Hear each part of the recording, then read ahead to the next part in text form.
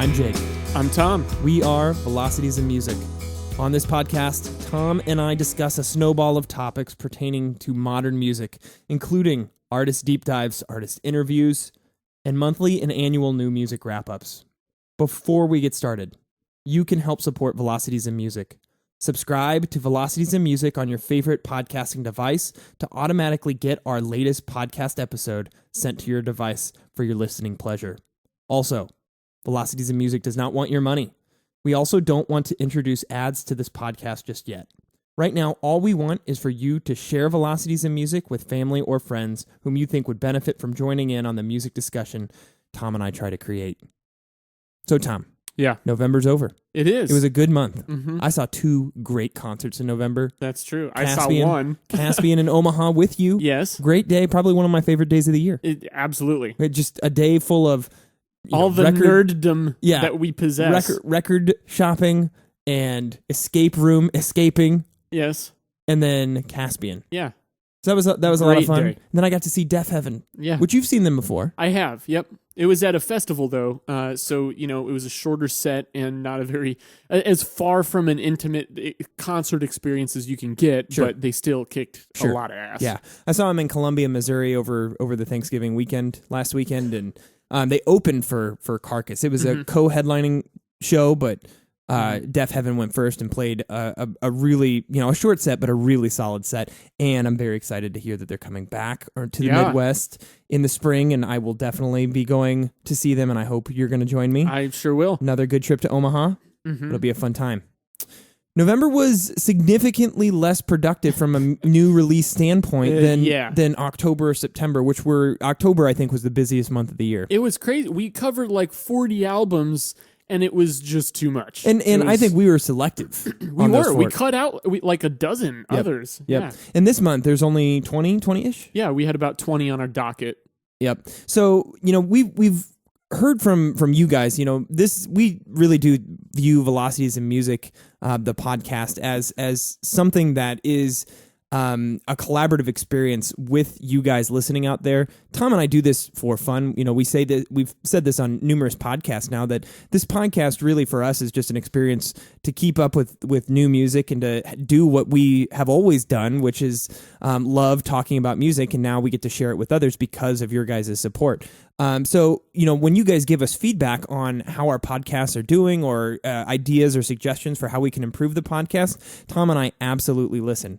So one of the things that we heard is, we've been doing these monthly wrap-ups for a little over a year now, which honestly, it's kind of hard to believe that they've been going on for over a year. Yeah, it has. It's crazy. And what we typically do is Tom takes the lead on this, and he pulls together all of the new releases that come out every Friday, and then pulls down into, we keep a spreadsheet, and then pulls all of the albums that he thinks would be like good candidates for us to at least take a quick listen through to see if they'd be good to talk about in our monthly wrap up. And Tom does a quick preview listen and then marks them for me to come back through and listen to. And so that's been our process, and we typically try to pick around, I'd say 30 to 35. Yeah, that's around there. And obviously when we're doing a minute or 2 minutes of commentary on 30 to 35 albums, and then we do a song clip with that, we do that every month. That's a long podcast and a lot to get through. Some of you pointed out to us that maybe there's a better format. Maybe there's a better way to condense down to a shorter recommended list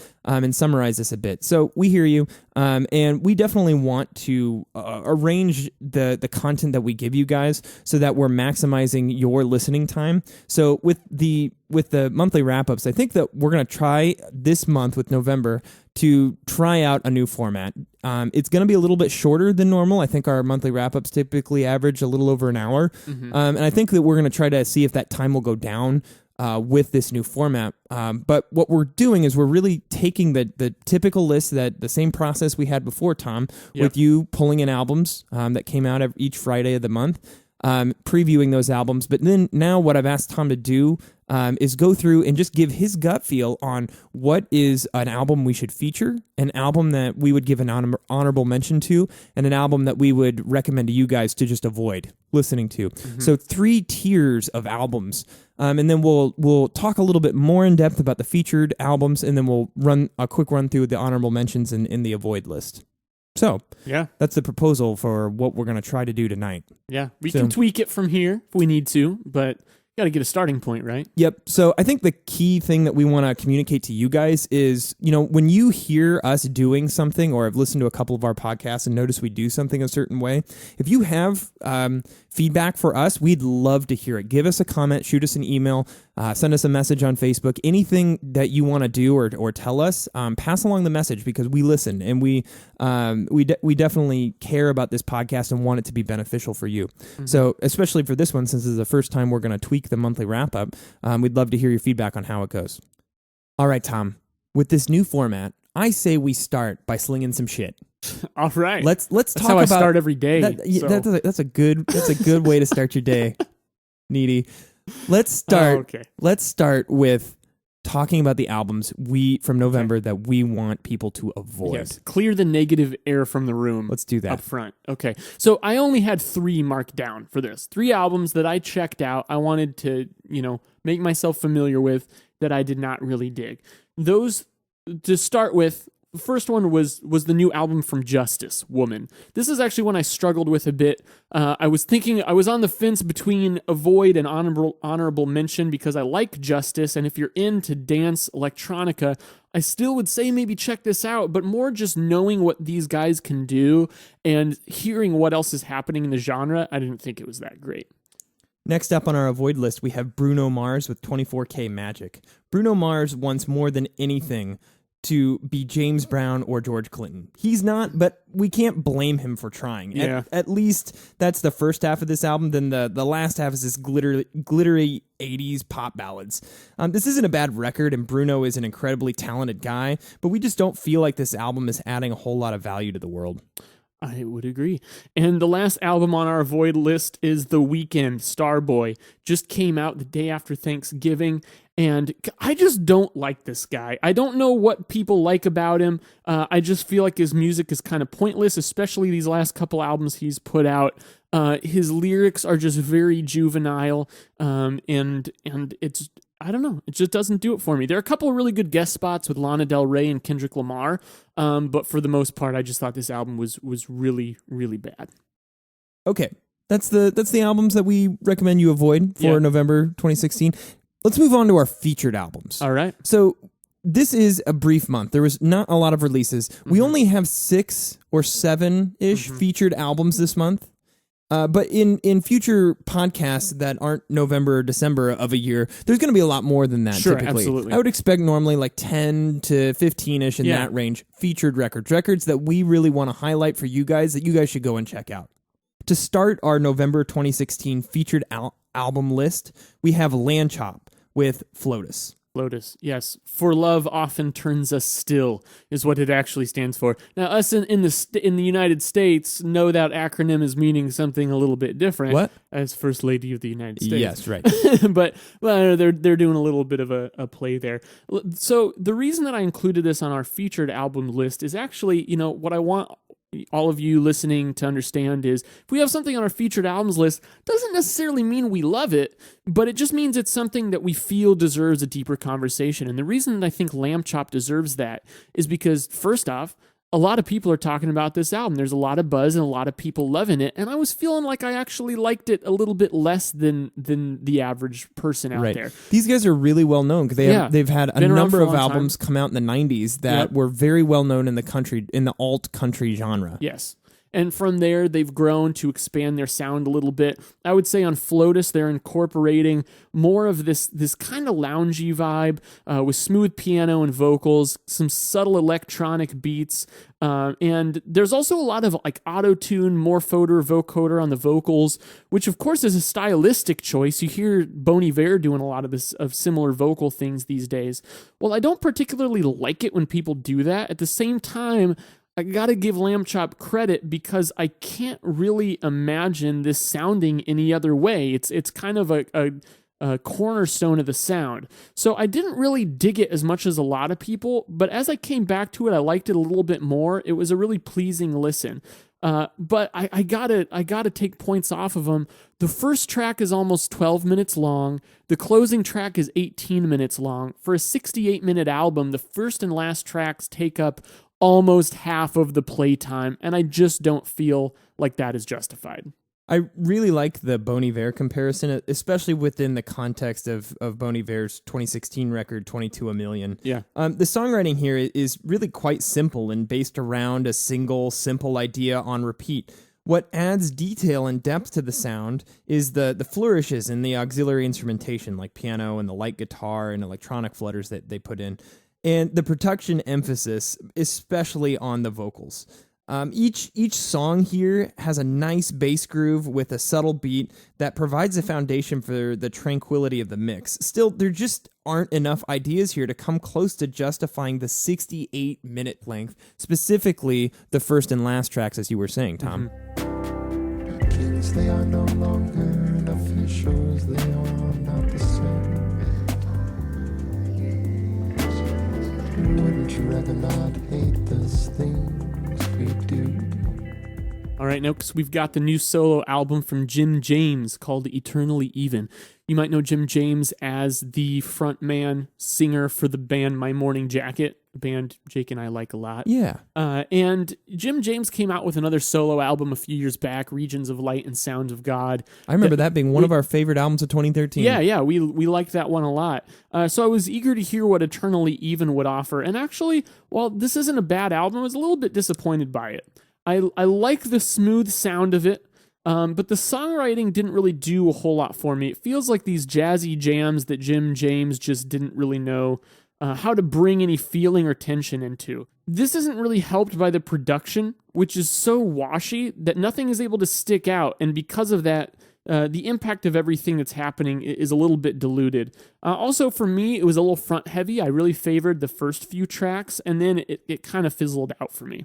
I agree with pretty much all of that, Tom. You know, I got to give Jim James credit because he took a risk here. He really took the sound in a different direction. Mm-hmm. This has a spacey, jazzy vibe to it, but it is really just devoid of energy. Every now and then I hear signs of life in the guitar or other key melodies. While the sound is very consistent throughout, there are just a couple of tracks that stand out more than others, particularly Here in Spirit and True Nature. Mm-hmm. One other thing to note is that James is barely singing on these tracks. He practically whispers out the vocals. Overall, I think this lacks substance in favor of the cohesive sound.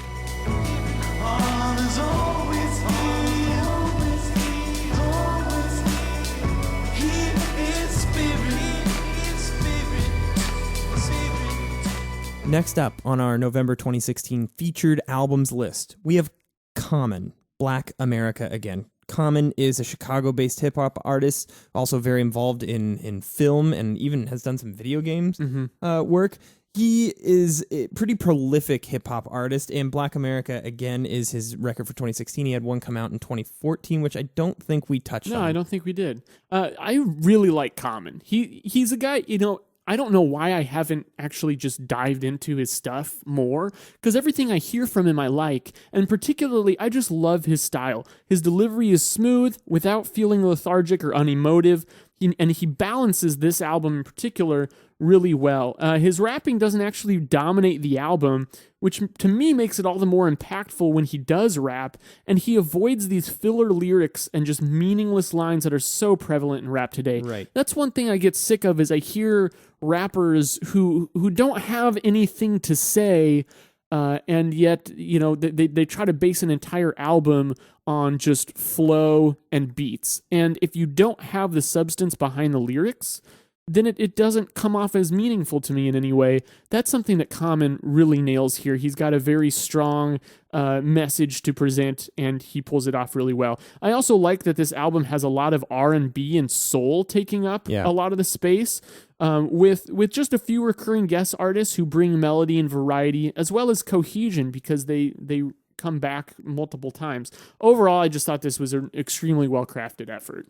The instrumental offerings on this album are also very strong. Common's vocals are great. It's a good mix of that intense delivery and tact, which we don't see enough of in 2016. There are a lot of places on this album where I feel like there's a little bit of a lull, especially in the middle of the album where you have tracks Lodestar and Red Wine, which are softer ballads with female backing vocals. And I'm not quite sure why we put those songs right in the middle of the album. But the back half of this album picks up a bit, though the entire album seems to have this lethargic feel due to the consistent use of piano and slower beats. I think Common's lyrics are strong throughout the record, dealing with issues of equality, like on tracks Black America Again or The Day Women Took Over. There are also lots of great guest features, as you said, Tom, which really make this album a very good, varied listen, and just overall a really solid hip-hop release for 2016. For your minstrel, it's no more minstrel shows depicting women as ignorant, simple hoes. It's more love songs on the radio. Respect for the ladies, you can hear it in the flow. Egos aside for each other, we rise this day to give us. Following Common, we have Sleigh Bells with their fourth record, Jessica Rabbit. Now, Sleigh Bells is a band that Tom and I have been following since their debut came out in May of 2010, which that was Treats. Treats was an album that was very polarizing to us when we first listened to it. But I remember just falling in love with that record throughout the rest of 2010, and it ended up being one of my favorite records from the year. They followed up that sound, that crazy sound that they presented on Treats with Reign of Terror in 2012, which really was a much heavier record. It was the same songwriting style, these very short songs. It was a short record, I think it was under 40 minutes long. I think Treats was just over under 30 minutes, right? Barely enough to call an album, right? But that's what Sleigh Bells is all about. They're all about these short songs that really add a lot of punch and a lot of excitement throughout the track. Reign of Terror was a bit more metal based, and then in October of 2013 they came out with Bitter Rivals, their third record. Bitter Rivals, I remember not liking nearly as much as either of their two previous records because it seemed to just try to walk this line between the two albums, and it never really found its own sound. So I've been waiting for 3 years now to hear what Sleigh Bells were going to do next. I remember in our review, Tom, of their previous records, in multiple reviews, we kept saying, where are they going to take this? Because it's going to get stale. And then Bitter Rivals kind of showed, hey, it's going to get stale. And one thing to note is after Treats came out, Sleigh Bells stated that their goal was to make songs that were entirely composed of the dramatic climaxes you typically hear in the bridge of a song. Jessica Rabbit shows just how far this duo has come in terms of their songwriting, while still skillfully hanging on to that edge that helped them burst onto the scene with their debut album that at least I love so much. I think you loved it too. I really like it, yeah. Sleigh Bells are going for something more expansive and varied on Jessica Rabbit. They take on different song types and intensities. I can't help but think that the vocal melodies are just a little bit too similar track to track, let alone between the albums. I feel like they're reusing some of the hooks. It's just reusing the same hook over and over again, and she can't really escape that melody. And I think that this album just errs towards experimenting with different song sound types, and understandably, it's more of a hit or miss listening experience than any of its predecessors. And I said that Treats or Reign of Terror wouldn't have worked if it had been any longer. This album is longer. It's the first one that's over 40 minutes long, and I just don't think that it works well as a cohesive listening experience. I think I like this one a little bit more than you.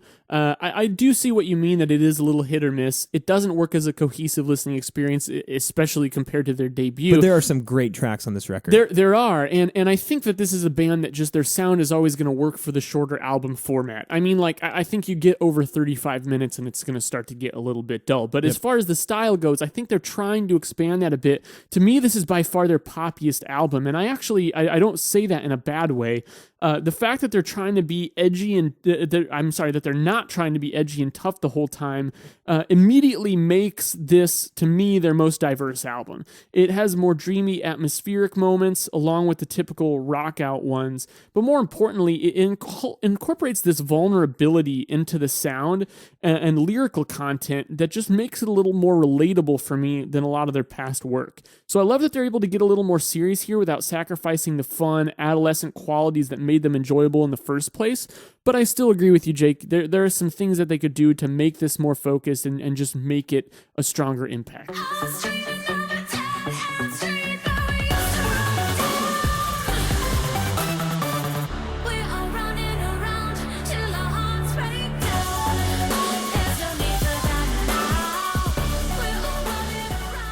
Our next featured album is from an artist called Lowskill.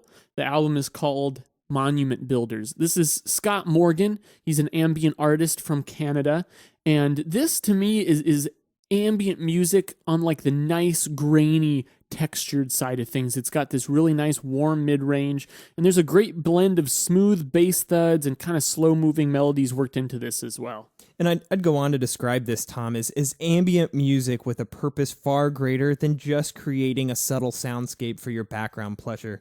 Monument Builders is all about taking you somewhere. Yes, the moody backdrops are cold, other planetary sonic settings, and that's the foundation of the sound. But these songs grow and develop in a way that actually adds quite the emotional appeal. Some of the sounds Lowskill is using are simply captivating, and the haunting horns over the pulsating synth and Anthropocene was definitely a highlight for me. I found that there was a couple of tracks here that I definitely want to come back to, but I also really enjoyed the entire listening experience front to back.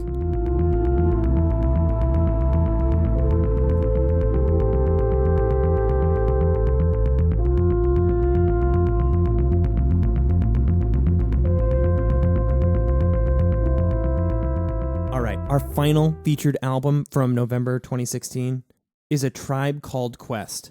We got it from here. Thank you for your service.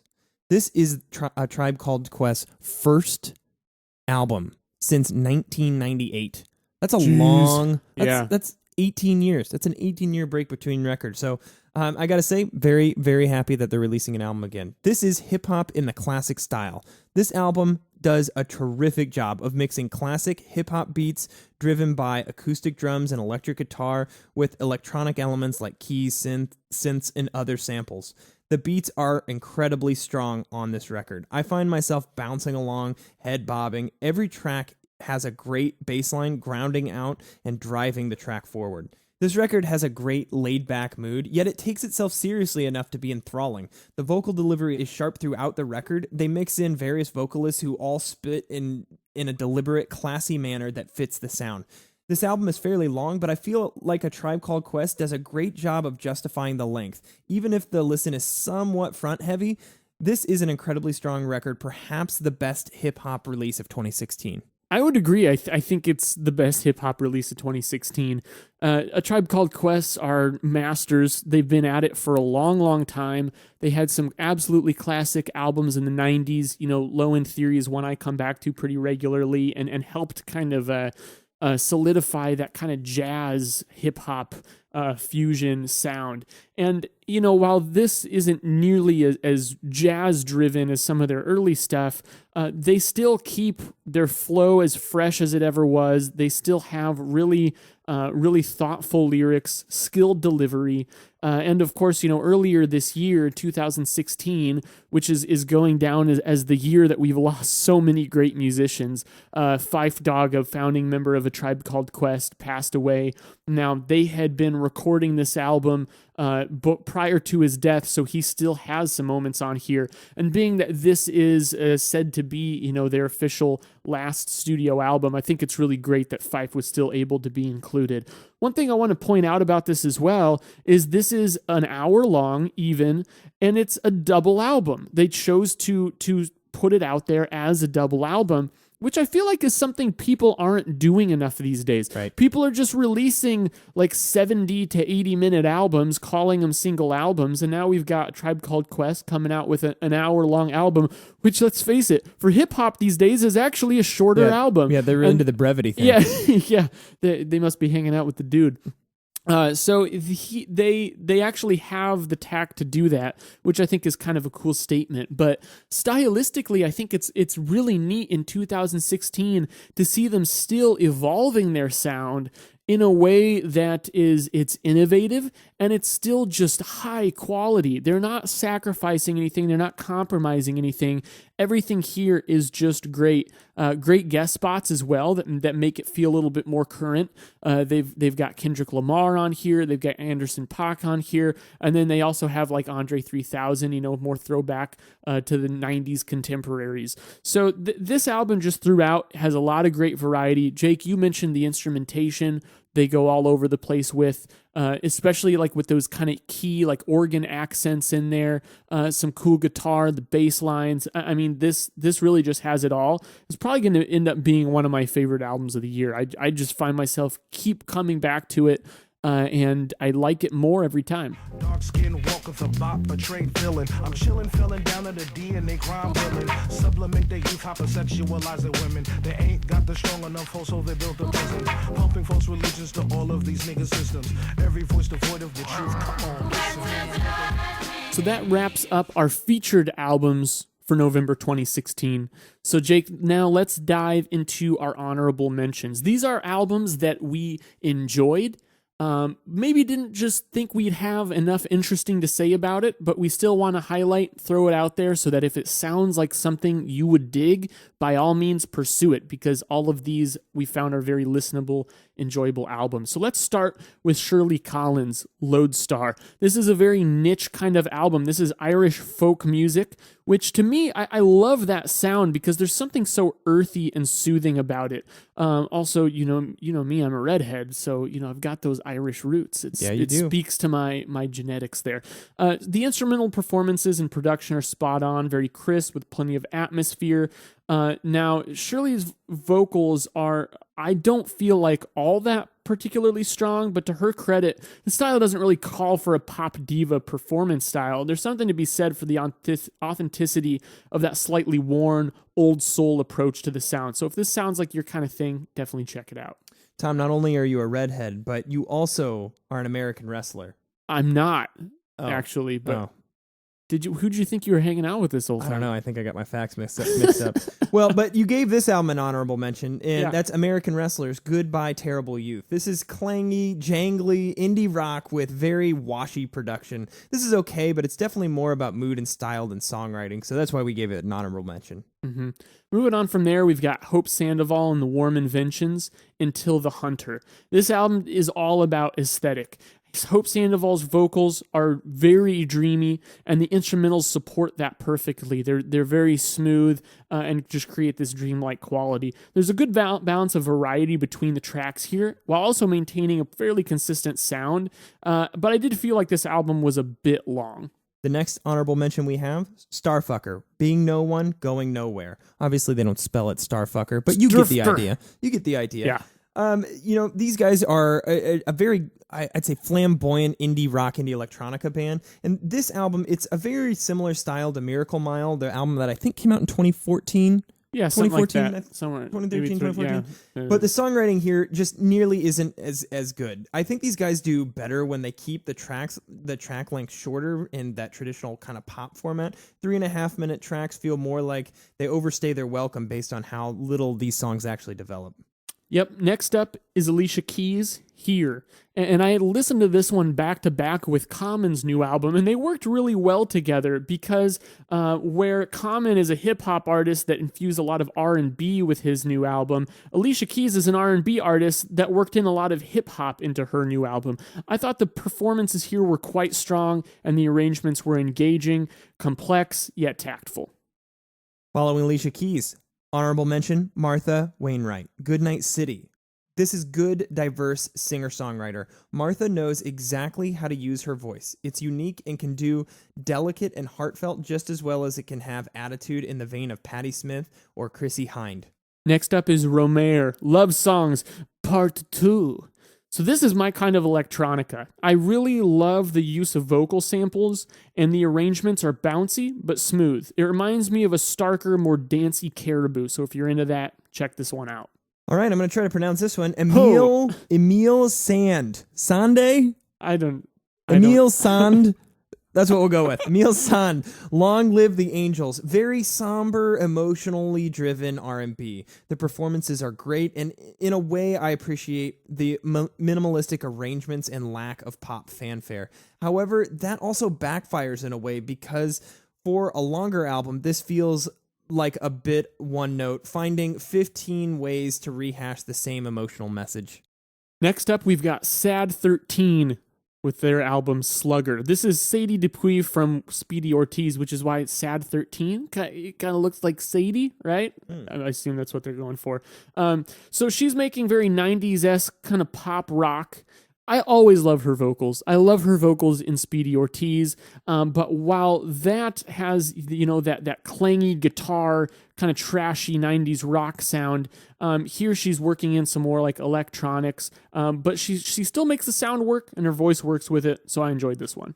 Progressive metal time. Animals as leaders, the madness of many.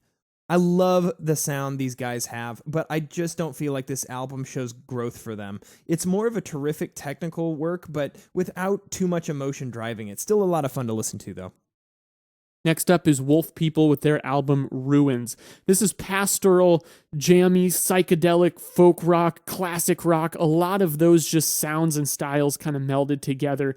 While this to me is lacking originality, I think there are a lot of people doing that to sound today and have been doing it since the 60s and 70s, but it's extremely well done. I found this one to be pretty good, really. Our last honorable mention from November of 2016, Daniel Bachman, self-titled Daniel Bachman. This is just stripped down acoustic guitar, kind of very progressively composed acoustic guitar tracks. Very complex arrangements that remind us a lot of William Tyler, album that came out from earlier in the year. Yeah, also Glenn Jones had one. It was just kind of a guitar bass. So if you like that, check it out. I mean, the dude's definitely really good. Like we said earlier, Tom, not nearly as many albums in November as October. We're approaching the end of the year here. People aren't wanting to release. And we've seen this year over year. About November, it starts to slow down, and we don't even do a monthly wrap-up in December. So if there's any notable albums, we'll note them in our, we'll do at the very end of the year a Misses or Mentions podcast, and we'll cover any November notable releases there. Tom, favorite album from this month? Definitely A Tribe Called Quest. Yeah. That one was great. I also was very surprised by Lowskill. I thought that was a great record as well.